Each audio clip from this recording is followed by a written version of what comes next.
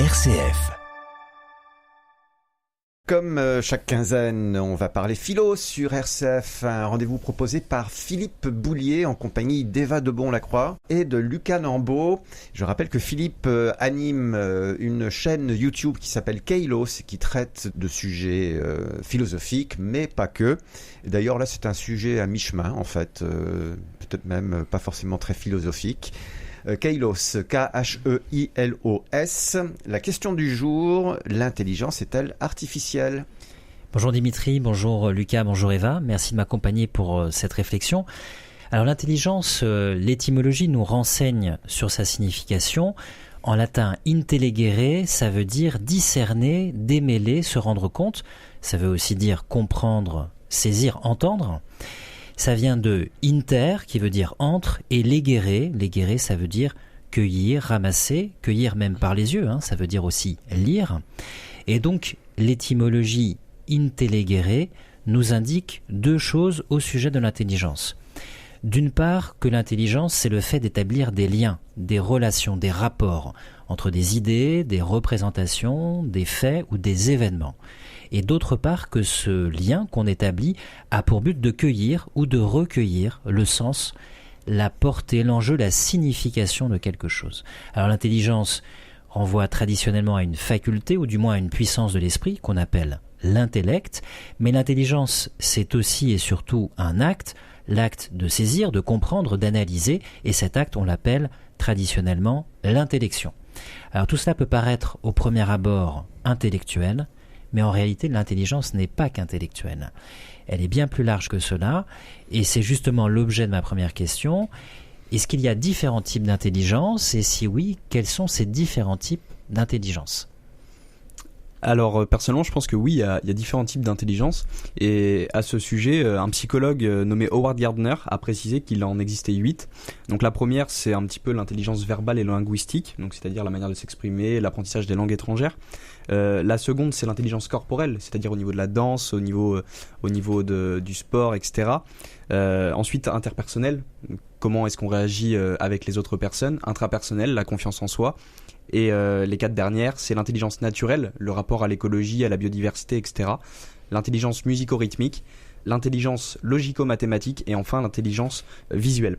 Et je pense que ça appuie une théorie, c'est l'idée que toutes les dimensions de notre être peuvent être intelligentes et qu'une personne intelligente A n'est pas de la même manière qu'une personne intelligente B, par exemple. Eva, moi j'ai une question pour vous, puisqu'il y a des intelligences qui ont été mentionnées et d'autres qui peut-être n'ont pas encore été mentionnées. Il y a l'intelligence relationnelle, sociale, il y a aussi l'intelligence émotionnelle, affective. Est-ce que ce sont des notions qui vous parlent ? Parce que généralement on ne les relie pas forcément à l'intelligence. On a un modèle souvent cérébral, intellectuel, théorique, logique. Est-ce que ça vous parle, cette idée d'intelligence émotionnelle ? Oui, donc... Au niveau de l'intelligence relationnelle, je pense qu'effectivement, il y a un savoir-faire qui s'acquiert en fait par l'expérience de comment aborder les gens, comment discuter avec eux, comment dresser des relations de confiance, d'amitié ou autre. Donc effectivement, ça je pense que c'est quelque chose qui s'apprend et qui a une forme d'intelligence puisque, alors si je vais jusqu'au côté peut-être négatif, il peut y avoir dans l'intelligence relationnelle une forme de manipulation. Donc c'est effectivement une forme d'intelligence pour moi. Et donc vous parliez Philippe de l'intelligence émotionnelle. Là c'est pareil, je pense que on apprend au fur et à mesure de notre vie à reconnaître certaines émotions, à reconnaître aussi en fonction de nos états qu'est-ce qu'ils veulent dire par rapport à nous, est-ce que je me sens énervée, fatiguée, et donc le fait de reconnaître aussi ces émotions, ça peut nous permettre de mieux comprendre ou appréhender les émotions d'autres personnes.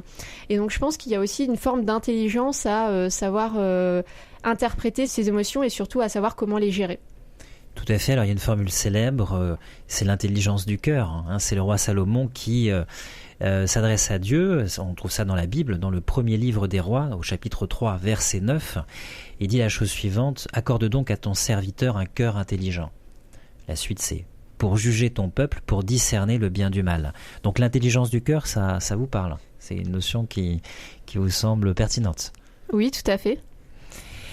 Et si je comprends bien, il y a aussi une place de l'empathie dans l'intelligence. Et vous validez cette idée ? Tout à fait, oui, également. D'accord, cette différence entre expliquer et comprendre, parce qu'on peut expliquer le comportement de quelqu'un par des mécanismes, et puis on peut comprendre quelqu'un, ça veut dire comprendre ses buts, ses intentions, comment dirais-je, ses objectifs, la raison d'être de ses actions.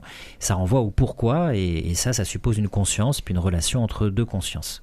Alors il y a une intelligence qui est souvent dévalorisée, notamment en France, c'est l'intelligence manuelle.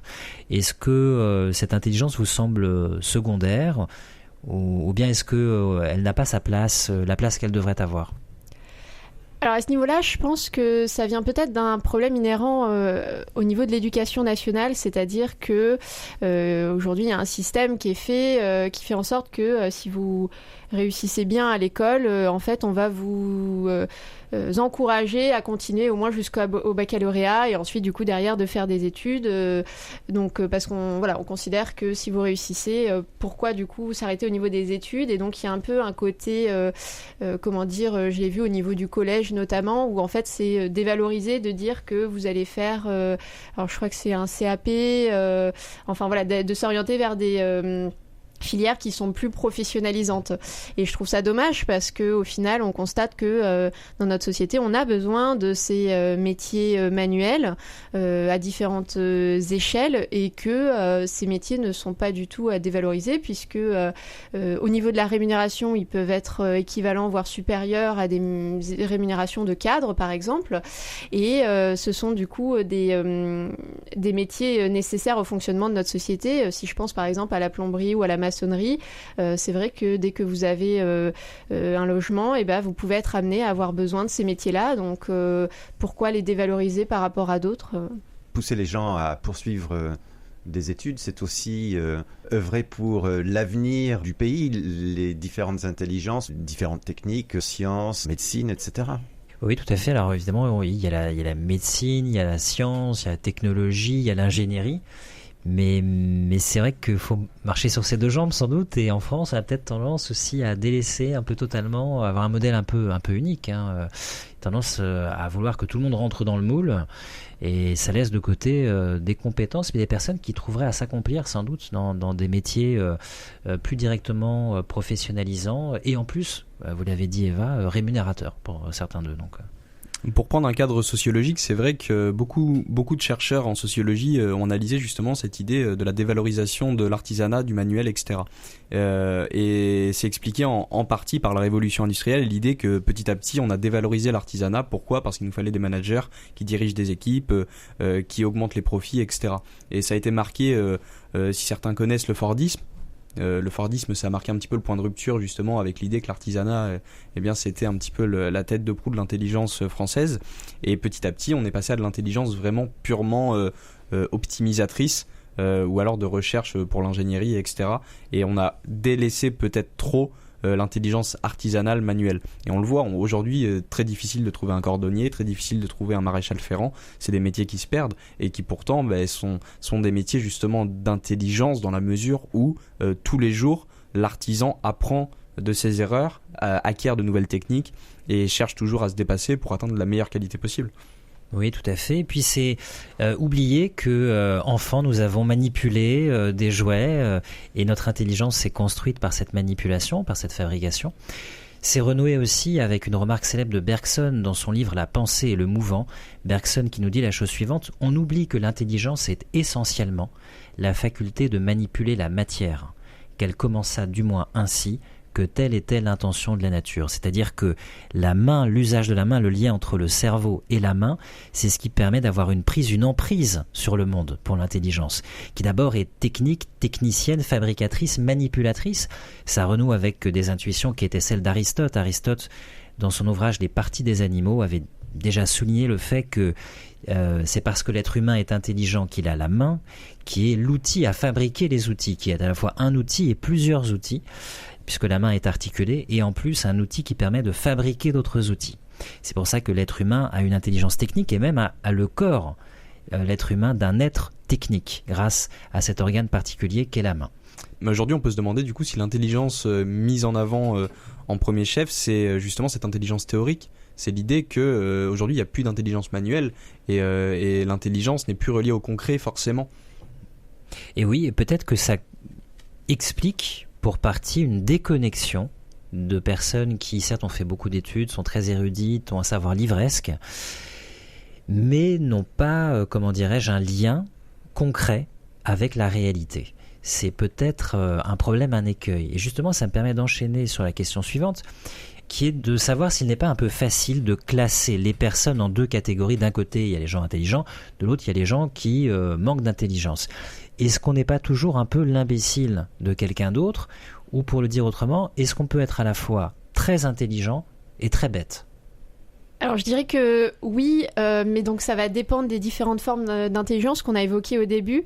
Par exemple, on peut être très intelligent, je pense, au niveau théorique. Donc effectivement, comme vous disiez Philippe, avoir un savoir livresque et donc connaître énormément de choses. Mais par exemple, sur l'intelligence relationnelle, ne pas savoir communiquer avec les gens, être maladroit, et donc en fait tout ce savoir-là qui soit quelque part une sorte de fardeau, puisque difficile de le transmettre ou de communiquer dessus, par exemple. C'est en substance ce qu'a dit Philippe en disant qu'on peut être déconnecté d'une certaine réalité malgré toute son intelligence. Et puis en plus, dans le domaine relationnel, il y a cette idée que quand on surinvestit le domaine théorique, le domaine, j'allais dire, cérébral, mental, on a tendance parfois à anémier notre relationnel, notre dimension empathique, affective, émotionnelle. Évidemment, ça ne prédispose pas à avoir des relations sociales équilibrées et même à se faire comprendre dans les rapports humains. Est-ce qu'être intelligent suffit, en quelque sorte ? Ah, c'est une bonne question. C'est peut-être quelque chose sur quoi je reviendrai en conclusion, parce que l'intelligence, on en fait grand cas. Mais l'intelligence, c'est peut-être un peu court, parce que... alors, il y a une formule célèbre en philosophie, une formule prononcée par Socrate, « Je sais que je ne sais rien », qui est finalement l'une des formules de la sagesse. Est-ce que vous êtes d'accord avec cette idée que c'est une forme d'intelligence d'avouer son ignorance ? Dans la mesure où la définition même des sciences, c'est accepter une vérité à l'instant T, de manière académique bien évidemment, la plupart des scientifiques savent que la vérité qu'ils trouvent à l'instant T peut être démontée par des chercheurs dans 2, 3, 4, 5 siècles, parce qu'avec l'avancée des techniques, etc. Donc moi je suis entièrement d'accord avec cette formule de Socrate. C'est l'idée que à l'instant T une vérité est vraie et admise, mais à l'avenir elle peut changer, et dans ce cas-là oui, on ne sait rien. Pour ma part, j'adore aussi justement cette citation, et je trouve que même en allant au-delà, en fait, ça permet à chacun de relativiser ce qu'il sait, et peut-être justement de ne pas tout le temps s'appuyer sur ses acquis, ou avoir ce qu'on peut appeler parfois se dire d'avoir la science infuse, ou de dire qu'on sait tout sur tout. Et ça permet un petit peu peut-être d'avoir un côté humble, ou de se dire que non, il peut toujours y avoir quelqu'un qui sait plus que moi, ou qui en sait plus que moi sur un sujet, et donc accepter le fait que non, on ne pourra jamais tout savoir en fait. Oui, donc c'est finalement renoncer à l'arrogance de l'intelligence, qui est peut-être une marque de bêtise, l'arrogance, parce que plus on sait, plus normalement on a conscience des limites de ce qu'on sait, de l'infinité des choses qu'on ne sait pas. Et ça, c'est l'humilité, c'est pas la modestie. On peut être immodeste, on peut avoir la certitude de son savoir, mais garder l'humilité. Et puis pour celles et ceux que ça intéresse, ils pourront aller voir un chapitre célèbre du philosophe Alain dans ses propos sur l'éducation, c'est le chapitre 24. Alain dit en fait en substance que on fait trop de cas de l'intelligence et de sa distinction par rapport au manque d'intelligence. Il dit que souvent ce qu'on appelle l'intelligence, c'est le résultat des efforts consentis. On a travaillé, on a approfondi un sujet, on ne s'est pas, si vous voulez, découragé face aux premières difficultés, on n'a pas abandonné, on n'a pas baissé les bras, et c'est l'implication et le temps passé, c'est ce qui fait que certains, dans certaines disciplines, ont développé des aptitudes et puis ont délaissé d'autres disciplines parce qu'ils n'avaient pas le goût de poursuivre les efforts. Alors tout ça nous amène, j'allais dire, au cœur du sujet, qui est l'intelligence artificielle qu'on nous vend, qu'on nous survend peut-être. Est-ce qu'à vos yeux, un ordinateur est intelligent ? Alors il faut dire que l'ordinateur nous bat aux échecs, il nous bat maintenant au jeu de Go. Est-ce que pour vous, c'est une preuve d'intelligence ? Alors pour moi, oui, l'intelligence artificielle est intelligente, mais ne possède pas toutes les formes d'intelligence. Je pense que c'est quelque chose d'intelligent de manière mathématique, logique, c'est-à-dire l'enchaînement des lignes de code et notamment l'analyse d'un principe de causalité, c'est-à-dire s'il y a quelque chose, alors il y a quelque chose d'autre. Mais par contre, émotionnellement parlant, c'est vrai qu'aujourd'hui, on ne fait pas d'intelligence artificielle émotionnellement parlant intelligente. C'est-à-dire qu'elle ne peut pas ressentir la douleur, elle ne peut pas ressentir l'amour, la joie, etc. Toutefois, c'est vrai qu'il y a pas mal de recherches qui se font autour de l'intelligence artificielle et sur l'idée de la rendre plus performante et plus intelligente émotionnellement. C'est l'idée de l'ordinateur quantique. C'est avec des atomes réussir à faire des sortes de dynamiques physiques qui reproduisent un petit peu les schémas du cerveau humain et les schémas des neurones. Et justement, on se rend compte que ces ordinateurs quantiques, les recherches autour de ça, nous permettraient d'avoir une vitesse de calcul phénoménale, dépassant bien grandement les ordinateurs actuels. Mais c'est vrai qu'on est confronté à une chose, c'est l'idée que l'ordinateur, il faudra tout lui apprendre, que c'est des lignes de code qu'il faut rentrer, ou alors de l'apprentissage verbal. Par exemple, on peut très bien imaginer dans une 50aine d'années parler à un ordinateur et lui parler, je sais pas moi, de la nature, de l'idée que le ciel est bleu, de qu'est-ce que la couleur bleue, et lui apprendre comme ça petit à petit les choses. Pour ma part, en fait, je pense que donc au niveau de l'intelligence artificielle, il y a plusieurs modèles. Derrière, il y a forcément des algorithmes qui tournent. Je pense qu'en fait, il y a plusieurs formes d'apprentissage. On a par exemple les apprentissages qu'on va appeler supervisé ou semi-supervisé, où en fait on va donner à manger, si je puis dire, en fait, à l'organe de l'intelligence artificielle.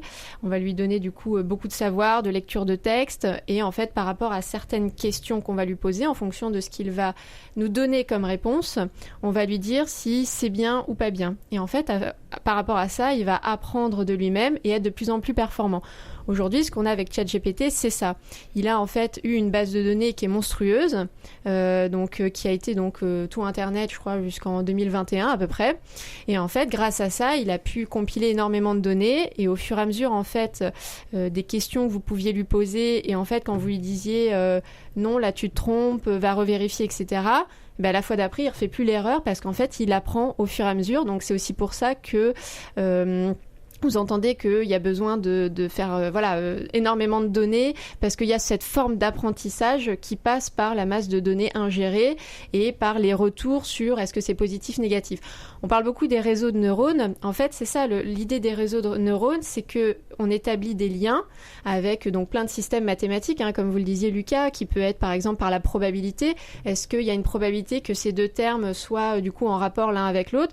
Oui, alors du coup, si l'utilisateur demande cette question-là, en fonction du coup d'un jeu de probabilité, je peux dire que probablement il va attendre ça comme réponse, et c'est pour ça que vous êtes bluffé par la réponse, parce que vous dites que oui, tout est cohérent, tout semble logique, parce qu'il y a plein de calculs mathématiques derrière tout ça, et que c'est justement parce que l'IA continue d'apprendre qu'elle devient aussi de plus en plus performante, et c'est ce que permettent les ordinateurs quantiques, c'est d'aller encore plus loin justement dans le calcul de toutes ces données-là en temps réel, et donc il va permettre de faire encore plus de liens. On a par exemple sur Google quelque chose qui s'appelle le knowledge graph.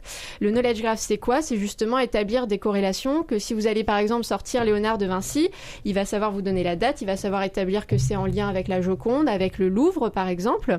Et donc en fait, c'est quand vous tapez sur Google du coup Léonard de Vinci, vous allez avoir en fait un petit panel, donc on appelle le knowledge panel justement sur la droite, qui va vous sortir justement des informations par rapport à telle personnalité, et vous associer des lieux associés, d'autres personnes associées, etc.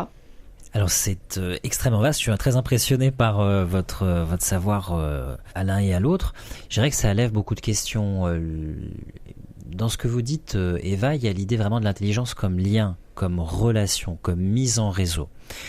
Et alors c'est vrai que la question que certains se posent, et parfois ils vont jusqu'à affirmer que c'est le cas, c'est la question de savoir si on peut générer une conscience à partir de ce qu'on appelle une intelligence artificielle. Ça, c'est la position de Lucas. Ce qui supposerait que l'intelligence artificielle puisse atteindre le degré de la conscience, que ce soit pas simplement un ensemble d'automatismes ou d'algorithmes, mais que ça puisse générer une sphère de réalité qui est la conscience. Qui est une sphère invisible, puisqu'on ne peut pas voir la conscience de quelqu'un, mais qui serait le résultat de ces interactions. La deuxième question, c'est qu'en admettant même que ça puisse être le cas, c'est de savoir si cette conscience serait semblable à la conscience humaine. Et alors là, du coup, ça, c'est l'hypothèse déterministe. C'est-à-dire la conscience humaine n'est que le résultat d'interactions physiques, d'une activité cérébrale. Et donc, si on arrive à faire la même chose à partir d'un réseau de relations artificielles, et d'une activité électrique ou neuronale artificielle, on arrive à faire la même chose qu'une conscience humaine. Ça suppose pas de liberté, ça suppose que nous sommes que le résultat d'interactions physiques. Ça pose une troisième question, c'est la question de savoir si un être potentiellement conscient artificiel aurait une intelligence d'un être vivant, une intelligence de la vie, puisque c'est un être qui d'abord existe à l'état de pièces détachées qu'on assemble, alors que les êtres vivants, eux, ils sont générés, ils ont des parents, des ancêtres, une mémoire transgénérationnelle biologique, un génome, un héritage, une hérédité des caractères acquis, et eux-mêmes, ils vont engendrer peut-être, donner la vie, et puis ils vont mourir. Qu'un être qui n'a pas un corps physique pour ressentir la douleur ou la souffrance, comme vous le disiez Lucas, et qui ne peut pas se reproduire, ne peut peut-être pas connaître ou appréhender, sauf de l'extérieur. Donc ça ouvre un champ de possibilités. Je note vos avis à l'un et à l'autre, mais est-ce que vous avez peur que l'intelligence artificielle vous remplace, et notamment dans le domaine des tâches effectuées? Vous êtes jeune, vous allez vous lancer dans le monde professionnel, ou vous y êtes déjà. Pour vous, Eva, est-ce que c'est une opportunité pour l'être humain, ou est-ce que finalement vous vous sentez substituable du point de vue de votre travail ? Alors dans mon cas, je pense que, je vois l'intelligence artificielle comme une opportunité. C'est-à-dire que, effectivement, des tâches qui peuvent être répétitives, là on le voit avec le déploiement de plus en plus, que ce soit côté Microsoft ou Google de l'IA. Donc pour côté Microsoft, vous allez avoir avec Copilot par exemple, de l'aide au niveau de tout ce qui est Word, Excel, où en fait, par exemple pour Excel, vous allez pouvoir via un prompt lui dire ce que vous attendez et il va vous sortir la formule Excel qui vous permet d'avoir le résultat escompté. Au niveau par exemple de Google, donc vous allez avoir l'intégration via Gmail et en fait qui va vous permettre de rédiger parfois des réponses automatiques à certains mails, gagner du temps du coup à ce niveau-là, un tri que vous avez déjà au niveau des mails de est-ce que c'est promotionnel, est-ce que c'est du réseau social, est-ce que c'est de la pub ou autre. Donc en fait, il y a certaines tâches effectivement où on peut gagner du temps via l'aide de l'IA. On parle aussi beaucoup de la création de contenu via l'intelligence artificielle. Donc là, par exemple, ça va être apprendre avec des pincettes. Je sais que j'ai lu un article dernièrement qui disait que l'intelligence artificielle ne pouvait pas créer quelque chose. Finalement, ce qu'il va vous donner, c'est juste par rapport à ce qu'il a pu compiler, retranscrit peut-être différemment, faire un mélange effectivement de plusieurs sources et donc donner du coup cette impression de création. Mais justement, je pense que l'intelligence artificielle n'arrive pas à faire de l'art en tant que tel, puisqu'il n'y a pas ce transfert d'émotion. Parce que le peintre, lorsqu'il peint son tableau, ou le sculpteur, il donne une émotion à son œuvre. Et une émotion qui est reçue après par la personne qui regarde cette œuvre. Et je pense que l'intelligence artificielle, justement, manque d'intelligence émotionnelle, comme on le disait tout à l'heure, Philippe. C'est l'idée bien que l'intelligence artificielle n'arrive pas à comprendre les émotions et n'arrive pas aussi à les exprimer lui-même. Parce que c'est une intelligence acquise. Exactement. Oui, là-dessus, Lucas, je vous rejoins totalement. C'est vrai que, par exemple, alors je sais pas si vous avez vu la dernière série Secret Invasion, par exemple, sur Disney+. Le générique a été fait entièrement par intelligence artificielle. Et donc, je sais que c'est quelque chose qui a fait pas mal débat. On a eu aussi la crise au niveau d'Hollywood, donc au niveau des scénaristes, etc., pour justement avec la peur, le danger de l'intelligence artificielle par rapport à leur travail, de quelle place va prendre cette intelligence artificielle par rapport à leur métier. Et c'est vrai que, par exemple, c'est un générique qu'on regarde. Moi, pour ma part, en tout cas, je ressens pas d'émotion en le regardant. Je trouve qu'effectivement, il manque quelque chose pour qu'il y ait cette émotion. C'est vrai que vous évoquiez, du coup, Lucas, le cas de l'art. Donc, on sait qu'on peut créer des images à partir de l'intelligence artificielle. Donc, plus vous faites un prompt détaillé, plus vous aurez, du coup, l'image que vous attendez. Alors, c'est vrai que sur ces images, y a beaucoup de personnes qui ont commenté là-dessus. Vous pouvez, par exemple... grâce à des micro-détails, observer que c'est une image créée par l'intelligence artificielle. Par exemple, quand vous allez créer des visages ou par exemple des mains, parfois vous pouvez avoir des mains avec 6 doigts. Parce qu'en fait, il a du mal à différencier, à distinguer ou à dire qu'il faut que 5 doigts. Pareil au niveau du visage, du coup, il peut y avoir des petites aberrations qui vous permettent de vous rendre compte qu'il y a un souci, que l'image est artificielle. Mais c'est vrai que pourtant, on a eu des images qui ont gagné des prix des awards. Et en fait, c'est après coup où l'auteur a révélé que cette image n'était pas une vraie photographie, mais en réalité une image créée par l'intelligence artificielle.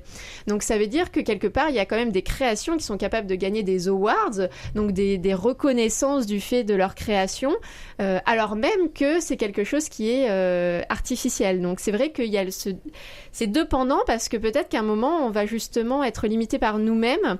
Est-ce qu'on arrivera toujours justement à différencier et à reconnaître une image qui est créée par une intelligence artificielle ou une réelle photographie? Mais pour revenir à votre question, Philippe, et c'est vrai que je rejoins Eva sur pas mal de points, c'est l'idée que l'intelligence artificielle est capable de beaucoup de choses. Et tout l'enjeu, je pense, pour nous, êtres humains, qui créons cette intelligence artificielle, ça va de déterminer ça va être de déterminer sa juste place dans la société, en fait. C'est l'idée que nous, on est intelligent émotionnellement, on le sait, mais l'intelligence artificielle, peut-être qu'elle va devoir uniquement se limiter à quelque chose de logico-mathématique. Par exemple, pour reprendre cette idée-là, c'est l'idée aussi que aujourd'hui, de plus en plus dans l'armée, les pilotes disparaissent et sont amenés à disparaître. Pourquoi ? Parce qu'il y a l'idée qu'un pilote ne peut pas encaisser plus de temps de jet, mais que l'intelligence artificielle, elle le peut. L'idée aussi que, par exemple, pour ce qui est des pompiers, eh bien, les robots pouvant éteindre des flammes, etc., vont être plus, exposés au danger que l'être humain. Donc je pense que l'intelligence artificielle, ça a quand même des avantages, notamment pour la préservation de notre émotion et de notre corps vivant. C'est pour ça que je pense que jamais l'intelligence artificielle ne dépassera l'être humain. Mais tout dépend justement de la fonction qu'on lui donne et la place qu'on lui donne. Ça reste un outil, si je vous écoute bien, Lucas. Mais c'est ma vision des choses. De toute façon. Il est temps de conclure, Philippe. Eh bien, écoutez, la discussion a été très riche. Alors, nos toutes dernières considérations portaient sur la question de savoir ce qui est automatisable, programmable dans le comportement humain et donc éventuellement substituable. Ça renvoie à une célèbre controverse, en tout cas à une célèbre question, qu'abordait Descartes dans une lettre au marquis de Newcastle.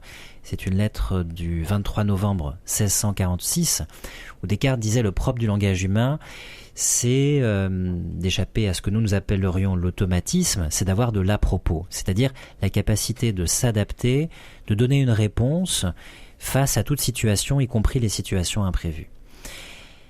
Et puis, c'est la question de savoir aussi d'où vient l'intelligence humaine et quelle est sa raison d'être. C'est l'origine de la philosophie pour Aristote, c'est le questionnement. Il dit ça dans son célèbre livre La métaphysique. C'est aussi la question de l'être, la raison d'être des choses. L'être humain, il se questionne, il se pose la question de sa propre raison d'être. Alors, je ne sais pas si une intelligence artificielle peut le faire. Je voulais terminer peut-être en soulignant les limites de l'intelligence. Il y a peut-être des inconvénients ou des maladresses qui sont dues à notre intelligence conceptuelle et abstraite, c'est-à-dire notre intelligence théorique, logico-mathématique. Là encore, c'est Bergson qui, dans l'évolution créatrice, dit la chose suivante, je le cite, « L'intelligence est caractérisée par une incompréhension naturelle de la vie ». Pourquoi dit-il cela ? Parce que notre intelligence a tendance, selon lui, puisqu'elle est dirigée vers un but utilitaire, pratique, pragmatique, de manipulation de la matière, quelque chose de fonctionnel, elle a tendance à penser à travers de l'inerte, de l'immobile, de l'arrêté, du discontinu, bref, à penser à travers des choses mortes. Et donc, elle est très bonne pour rechercher les lois, pour rechercher les invariants, les relations formelles, mais elle est parfois démunie pour penser la vie, l'esprit, la durée, le mouvement, le changement, les nuances de notre intériorité. Dans La pensée et le mouvant, il prononce cette phrase célèbre « Comment donc l'esprit serait-il encore intelligence quand il se retourne sur lui-même » Ça veut dire que peut-être que pour penser la vie et pour nous comprendre, il nous faut autre chose que la simple intelligence théorique, conceptuelle, le sentiment, l'intuition, l'émotion, l'expérience, on l'a dit, au sens large, de la vie et de nous-mêmes. La question de départ était: l'intelligence est-elle artificielle ? Merci à Lucas, merci Eva et Philippe. Rappelez que Philippe Boulier, qui anime cette émission, anime aussi une chaîne YouTube qui s'appelle Kailos. Et peut-être qu'un jour, le sujet sera aussi traité sur cette chaîne YouTube. En tout cas, merci à vous trois. Merci Dimitri.